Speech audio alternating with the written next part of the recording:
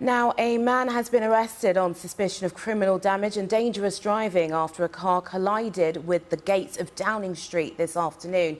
Police said the incident isn't being treated as terror-related. Jane Deeth is in Whitehall now. Jane.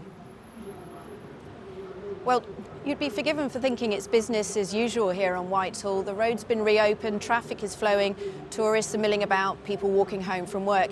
But if you glance at the famous gates of Downing Street behind me, you'll see there's a small silver car stuck to the front of those gates. It's almost exactly 3 hours ago that that car turned across the road and seemed to drive directly, if slowly, into the gates of Downing Street, behind which, of course, the Prime Minister, Rishi Sunak, lives with his family.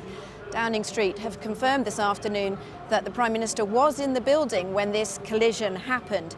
The events unfolded quickly and seemed to be resolved quickly. An arrest has been made. I think it's significant that the Metropolitan Police said tonight that they're not treating this as counter-terror related, but they're leaving it to the investigation of Westminster Police. At 4:20 this afternoon, a small silver car crosses the road behind the Cenotaph and straight for the gates of Downing Street. It was moving slowly, and some people who saw it happen didn't think it was that serious. Some guys just rammed the gates of Downing Street and drove up in his car. But the police did. Shortly after, a man was taken away.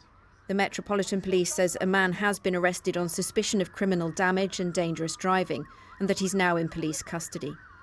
Whitehall would have been fairly busy at the time, and people heard the bang and saw police surround the car. The man was dragged out of the car, had tasers pointed at him, he was soon taken away.